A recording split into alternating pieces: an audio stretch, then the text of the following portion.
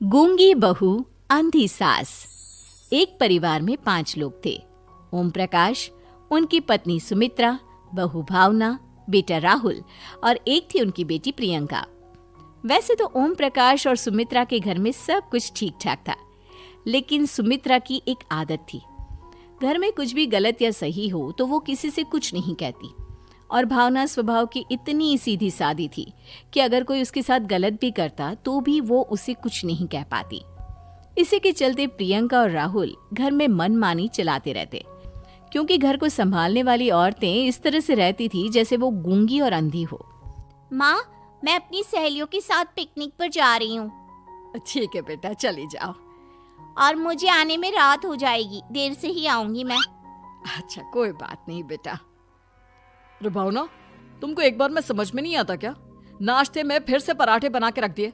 कितनी बार तुमसे कहा है कि मेरे लिए ढंग का नाश्ता बनाया करो। ठीक है जी, आगे से ध्यान रखूंगी। अरे ये बहू से किस तरह से बात कर रहे हो तुम राहुल?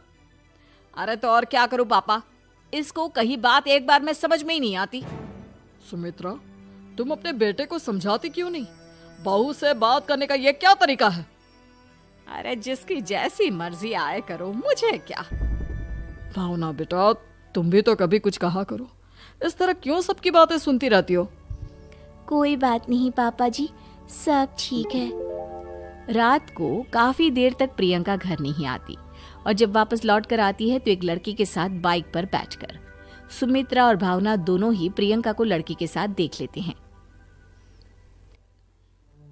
आज तो जोर से डांट पड़ने वाली है, लेकिन मैं डर क्यों रही हूँ? माँ तो सब कुछ देखकर भी अंधी बनी रहती है।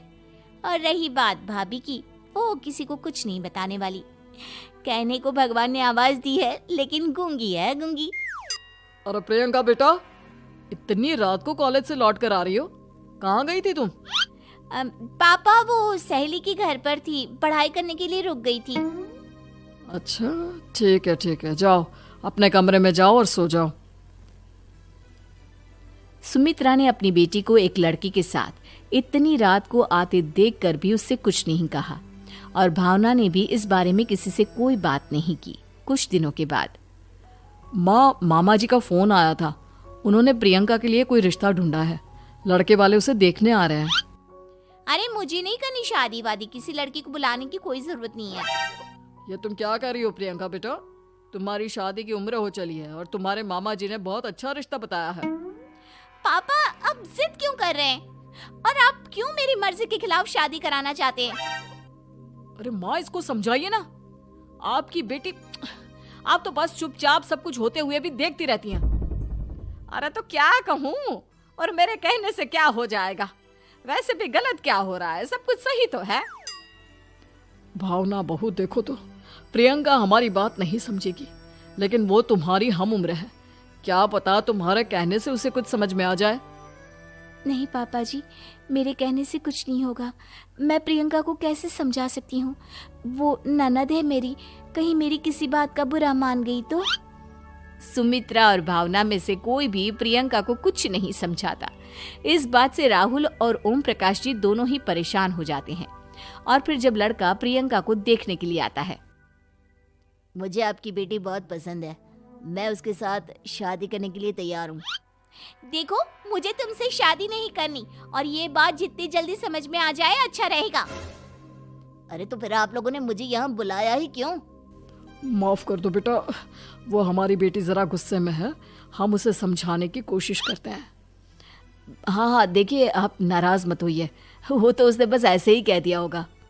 अरे कोई ऐसे ही कुछ कहता है क्या? और ये आपकी पत्नी और माँ, ये दोनों इस तरह चुपचाप क्यों बैठे हैं, जैसे इस घर के मेंबर ही ना हो? आपके घर में सब कुछ ठीक तो है ना? अरे सब कुछ ठीक है बेटा। सुमित्रा, समझाओ ना अपनी बेटी को। अरे क्या समझाऊं, क्या होगा समझाने से? सब ठीक ही तो हो रहा है, गलत क्या हो रहा है? भावना, प्रियंका को अंदर लेकर जाओ और उससे समझाओ कि कितना अच्छा रिश्ता है। इतना अच्छा लड़का है, इस तरह से बिहेव ना करे। नहीं जी, मैं किसी से कुछ नहीं कह सकती जी। अरे अजीब परिवार है, मुझे तो यहाँ से निकलना पड़ेगा। इस तरह से तो आपकी बेटी की शादी किसी से नहीं हो सकती। जिसके घर की औरतें गूंगी और अंधी बनकर बैठ जाए, उस घर का कुछ नहीं हो सकता। ओम प्रकाश और राहुल सुमित्रा और भावना की हरकतों की वजह से बहुत परेशान हो जाते हैं। एक दिन वो दोनों आपस में बात करते हैं। पापा, समझ में नहीं आता कि भावना और माँ को कैसे समझाया जाए।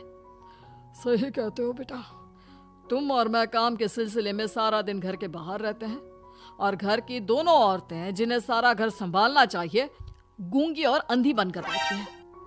पापा आप ही बताइए इसका क्या उपाय है। मेरी तो कुछ समझ में नहीं आता बेटा, लेकिन हमें कुछ तो करना पड़ेगा क्योंकि इन सब की वजह से प्रियंका बहुत ज्यादा बिगड़ती जा रही है। तुमने देखा उसे किस तरह से बिहेव किया था। अरे लेकिन पापा हम करेंगे क्या? हमें एक नाटक करना होगा। कुछ दिनों के लिए हम भी गूंगे और बहरे बन जाते हैं, उसके बाद इन दोनों औरतों को अकल आएगी। हाँ पापा, शायद आपकी बात ठीक है। हम दोनों हर बार बात को संभाल लेते हैं और इसी वजह से माँ और भावना कुछ भी करने की कोशिश ही नहीं करते। और फिर अगले दिन, भावना, नाश्ते में क्या बनाया है? जी पराठे बनाए हैं। मेरे लिए पोहा बना दो। अच्छा जी ठीक है, अभी बना देती हूँ जी।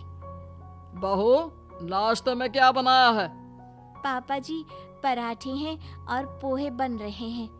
अरे बहू, मुझे तो उपमा खाने का मन था, मेरे लिए उपमा बना दो। ठीक है पापा जी, अभी बना देती हूँ। भाभी जल्दी से जरा मेरा कॉलेज का टिफिन तो पैक कर देना। और सुनो, मुझे ना भिंडी की सब्जी खाने का मन है। सुमित्रा चुपचाप बैठी बैठी सब कुछ देख रही थी।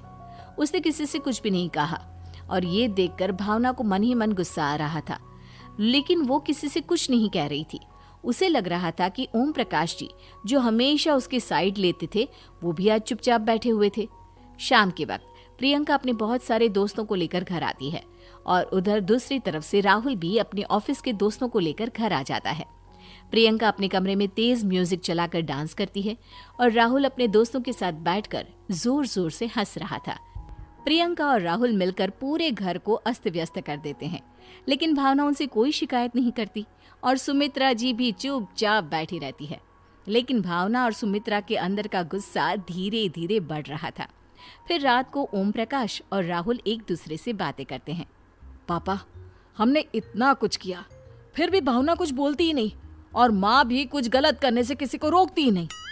तुम चिंता मत करो बेटा, इन दोनों के अंदर का गुस्सा भर रहा है और बहुत जल्दी बाहर आने वाला है। अगले दिन, अरे बहू, ये कपड़े धुले हैं या गंदे हैं? पापा जी कपड़े तो मैंने धोकर ही आपकी अलमारी में रखे थे। मुझे तो साफ नहीं लग रहे, एक बार और धो देना। प्रियंका, मैं सोच रहा था कि तुम्हें उस लड़के से शादी नहीं करनी है ना, मत करो। एक काम करो, वैसे भी क्या रखा है शादी वादी में, तुम्हें जो लड़का पसंद है उसके साथ जाकर कोर्ट मैरिज कर लो। इस बार ओम प्रकाश और राहुल की बात सुनकर भावना और सुमित्रा के अंदर का गुस्सा जाग उठता है। मैं किसी से कुछ कहती नहीं जी, इसका मतलब ये है कि आप लोग मुझे परेशान करते ही रहेंगे। कल 4 बार मुझसे नाश्ता बनवाया, आज पापा जी मुझसे धुले हुए कपड़ों को बार बार धुलवा रहे हैं। अरे मैं इंसान हूँ जी, कोई मशीन नहीं हूँ। तुम दोनों ने मिलकर इस घर की कैसी हालत बना दी है और अपनी बहन को भागकर शादी करने के लिए कह रहे हो। तुम भाई हो या दुश्मन? ओम प्रकाश और राहुल जोर जोर से हंसने लगते हैं। अरे इसमें हंसने की क्या बात है? हम लोग यहाँ इतने परेशान हो रहे हैं जी, तुम लोगों को ऐसी हरकत करने के बाद भी हंसी आ रही है। ये क्या कर रहे हैं जी आप दोनों? यही तो हम चाहते थे कि सुमित्रा तुम अंधी होकर ना बैठी रहो। घर में कुछ भी गलत हो तो उसे रोकने की कोशिश करो। और भावना, तुम अपने साथ हो रहे गलत व्यवहार पर भी कभी मुंह नहीं खोलती, ये सही बात नहीं है। मैं चाहता था कि तुम्हारी भी जुबान खुले, तुम गलत बात का विरोध करो। गूंगी बहू और अंधी सास की ये जोड़ी इस घर में अब नहीं चलेगी।